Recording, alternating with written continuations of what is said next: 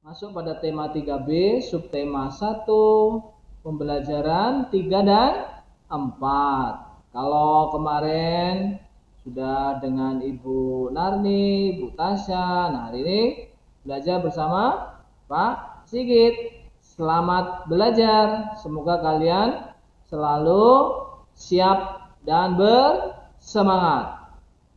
Ya. Untuk pembelajaran 3 ini kita coba membuat pola irama menggunakan tepukan. Nah, tepukan ya. Tepukan pasti dengan menggunakan tangan dan bersenandung. Nah, di sini ada lagunya ciptaan Ibu Sud, Lihat Kebunku. Ya. Lihat kebunku penuh dengan bunga. Ada yang putih dan ada yang merah. Setiap hari ku siram semua. Mawar melati semuanya indah. Nah, kalau ditambah dengan pola irama tepuk, coba kita bersama-sama ya. 1, 2, 3. Lihat kebunku penuh dengan bunga. Ada yang putih dan ada yang merah. Setiap hari ku siram semua.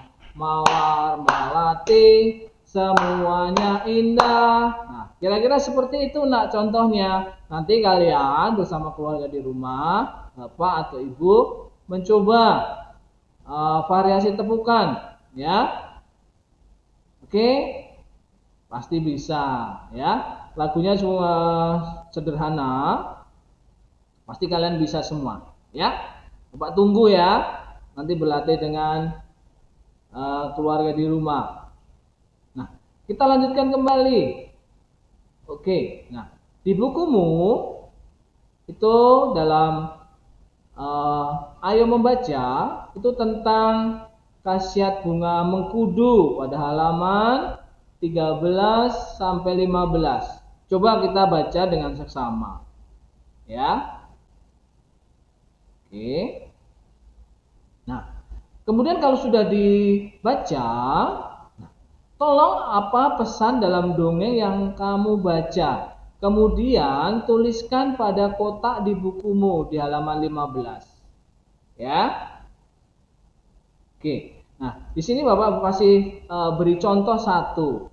Misalnya, khasiat buah mengkudu misalnya meredakan batuk, radang, tenggorok dan mengatasi diare. Seperti itu. Nah, kalian nanti cari kata-kata atau pesan yang terdapat pada buku tentang khasiat buah mengkudu. Bisa ya nak ya? Oke, kita lanjutkan kembali. Nah, kita pada pelajaran yang lalu sudah belajar tentang apa? Iya, bilangan ya. Di bukumu kemarin tentang sifat pertukaran bilangan. Siapa yang masih ingat tentang pertukaran bilangan?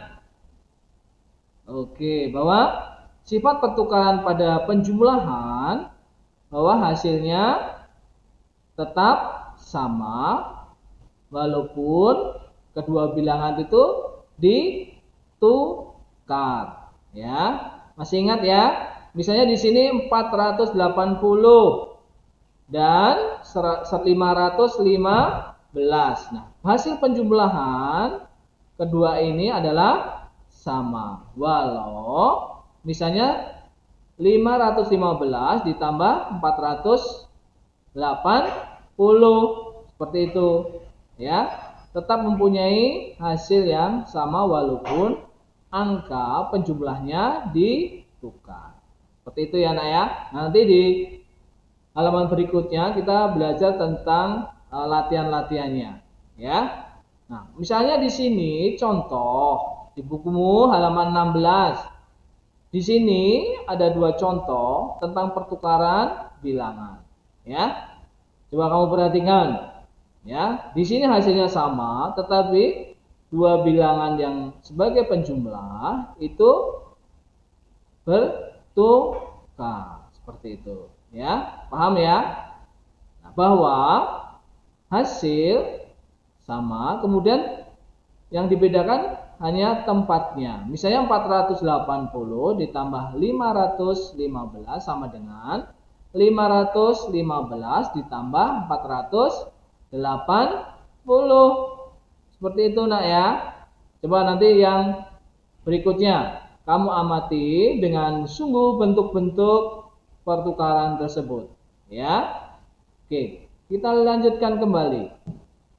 Nah, kalau sudah hari ini di bukumu juga ada tentang pola irama sederhana menggunakan tepuk tangan dan tepuk meja.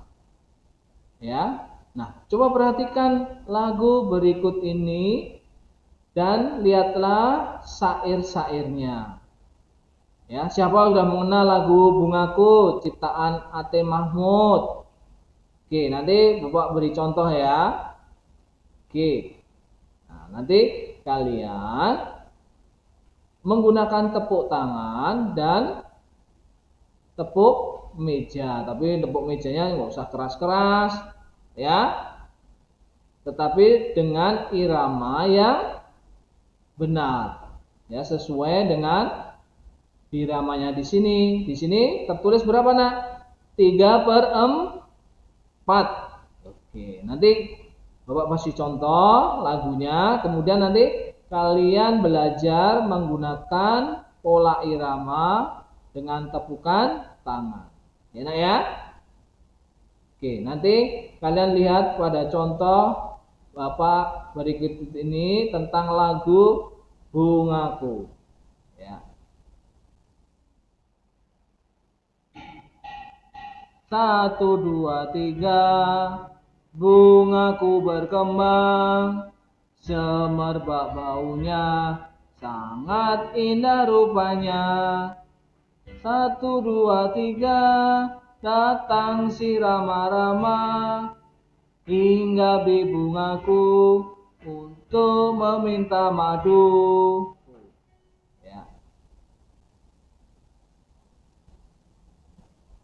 Nah, di dalam bukumu juga ada soal-soal cerita yang harus kalian kerjakan tentang khasiat buah mengkudu, ya, mengapa buah mengkudu tidak disukai. Ya, di buku bacaan tadi kalian pasti bisa dan memahami, ya. Kemudian yang ketiga itu melengkapilah penjumlahan berikut. Ya, coba kamu amati, cari angka dari pertukaran yang belum ada. Misalnya yang A ini 445 ditambah 500 sama dengan titik-titik ditambah 445. Yang ada, yang belum ada apa nah, angkanya? Oke, pintar. Nah, ini kalian kerjakan pada buku cetak ya. Oke, kita lanjutkan kembali. Nah, di pembelajaran 4 itu juga kita belajar tentang ayo membaca. Nah, di sini kita membaca tentang kaktus yang suka menolong pada halaman 18 di buku cetak. Nah, coba kamu amati nih. Pohon-pohon apa saja yang ada di dalam bukumu. Pada cerita tersebut ada pelaku atau tokoh. Nah, tokohnya ada berapa coba kamu amati. Ya. Nah, kemudian setiap tokoh dalam cerita itu pasti mempunyai sifat. Nah, kalian nanti tulis sifatnya. Ya, di kolom-kolom itu ada sifat. Kemudian apa juga di situ apa saja yang dikatakan dalam cerita tersebut. Nah, kamu menulis perkataan atau pembicaraan yang dilakukan oleh tokoh-tokoh dalam cerita kaktus yang suka menolong. Ya, coba setelah kamu baca, nah kemudian kamu diskusikan ya bersama ibu bapak di rumah. Kemudian tulislah hasil dari diskusimu itu dalam tabel berikut di bukumu. Ya, Misalnya di sini ada nama tokoh, sifat tokoh, kemudian bukti percakapan. Nah, kamu lihat percakapan apa saja yang dilakukan oleh setiap tokoh. Misalnya, Bapak sebutin di sini ya. Coba, wah, misalnya pohon pinus mempunyai sifat apa? Ayo, sifat tokohnya. Ya, misalnya contohnya di situ bijaksana sifatnya ya. Kemudian bunga mawar, sifatnya apa yo? Baik atau buruk sifatnya?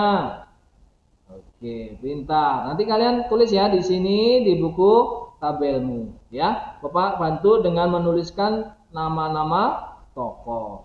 Nah, kemudian pohon pinus, kemudian kaktus. Nah, kalian bisa menuliskan sifat-sifat tokoh, kemudian menuliskan bukti percakapan yang dilakukan oleh setiap tokoh. Itu ya. Nah, sifatnya itu adalah yang perlu kalian ingat ya, kemudian mencari sifat-sifat yang ada pada tokoh tersebut. Nah, ya nanti kalian tulis di sini. Ya, di tabel yang ada di buku cetak. Oke, kita lanjutkan. Pasti semua orang pernah melakukan sebuah kesalahan. Seperti yang dilakukan tadi pada cerita ya yang sebelumnya. Nah, bila kita melakukan kesalahan, baik yang tidak disengaja maupun yang disengaja, apa yang harus dilakukan? Nah, yang pertama yang harus dilakukan yaitu menyadari bahwa kita telah melakukan kesalahan. Nah, setelah melakukan kesalahan, apa yang perlu kita lakukan? Yaitu meminta maaf. Pasti di rumah kalian pernah memiliki kesalahan misalnya kepada adikmu, kepada ayah, kepada ibu, ya. Nah, kemudian kamu memperagakan cara meminta maaf bersama adikmu, bersama ayah atau ibumu. Nah, sifat yang harus dilakukan dalam meminta maaf adalah secara ikhlas. Misalnya di sini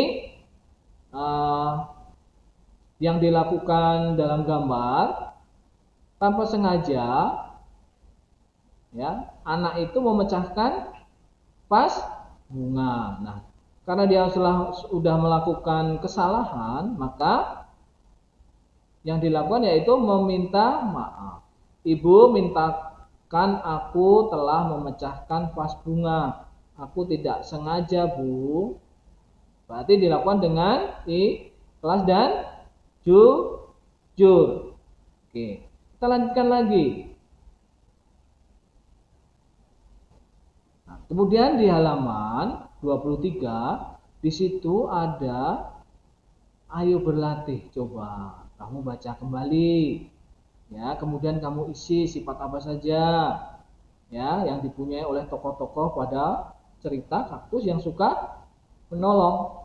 Nah, kemudian apa yang akan terjadi jika kita tidak meminta maaf setelah melakukan kesalahan? Pak, ya, nah, pasti membuat orang lain apa? Marah, menyesal, ya, bisa juga apalagi? Oke, ya, bagus. Kemudian setelah pembelajaran ini, ya, Bapak harapkan kalian bisa menyanyikan lagu dengan pola irama sederhana, ya. Kemudian menyebutkan pesan dari dongeng yang dibaca. Kemudian bisa menyelesaikan soal-soal menggunakan pertukaran pada penjumlahan. Kemudian apa saja tokoh pada cerita, kemudian menyebutkan sifatnya sesuai yang cerita tadi, ya. Kemudian bisa menceritakan pengalaman dalam meminta maaf, ya. Oke anak-anak, pelajaran hari ini untuk tema hari ini sudah selesai. Bapak harap kalian selalu mengerjakan tugas, kemudian menyelesaikan tugas, jangan ditunda-tunda, ya. Oke. Nah, Dengan demikian pelajaran hari ini sudah selesai. Kita lanjutkan pada waktu selanjutnya pada pelajaran yang berbeda. Ya, sampai jumpa anak-anak. Selamat belajar.